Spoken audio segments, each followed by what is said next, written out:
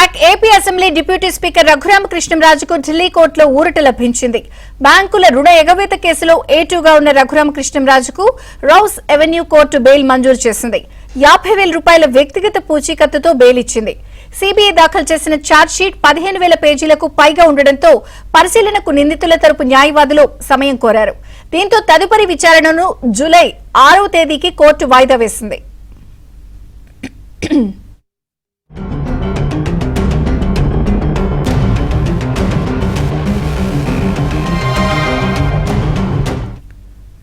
AP assembly deputy speaker రఘురామకృష్ణంరాజుకు ఢిల్లీ కోర్టులో ఊరట లభించింది. పూర్తి updates Delhi bureau chief Krishna అందిస్తారు. కృష్ణ.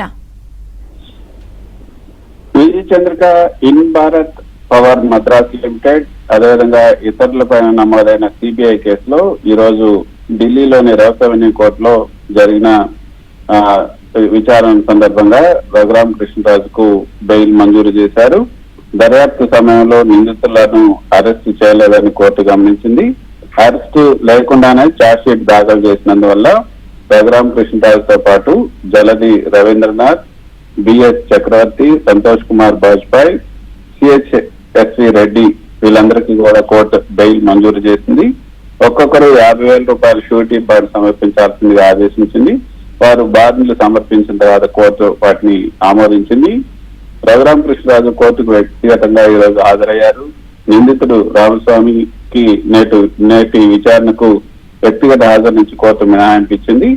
ఇక నిందితులుగా ఉన్న కొన్ని కంపెనీలు ఏవైతే ఉన్నాయో అవన్నీ కూడా ప్రస్తుతం లిక్విడేషన్ ప్రక్రియలో ఉన్నాయి.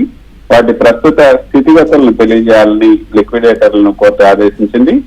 ఈ కేసు ఛార్జ్షీట్ సుమారు 15,000 పేజీలు పైగా ఉంది. ఇంత భారీ పత్రాలను పరిశీలించడానికి తమకు కనీసం 2 నెలల సమయం కావాలని నిందితుల తరపు న్యాయవాదులు కోరారు. కోర్టు ఈ విన్నపాన్ని అంగీకరించి తదుపరి విచారణను జూలై 6, 2026కి వాయిదా వేసింది. అయితే సాధారణంగా సిబిఐ ఛార్జ్షీట్ దాఖలు చేసిన తర్వాత నిందితులు కోర్టుకు హాజరైనప్పుడు రిమాండ్ లేదా అరెస్ట్ అయ్యే అవకాశం ఉంటుంది. కానీ దర్యాప్తులో సహకరించినందువల్ల అరెస్ట్ లేకుండానే ఛార్జ్షీట్ దాఖలు చేసినందున కోర్టు నేరుగా బెయిల్ మంజూరు చేయడం అనేది ఆయనకు పెద్ద ఊరటనే చెప్పొచ్చు. ఇక 15,000 పేజీల ఛార్జ్షీట్ అంటే ఇందులో డాక్యుమెంట్ల పరిశీలనకే చాలా సమయం పడుతుంది. దీనివల్ల కేసు తుది విచారణ మొదలవడానికి చాలా కాలం పట్టొచ్చు.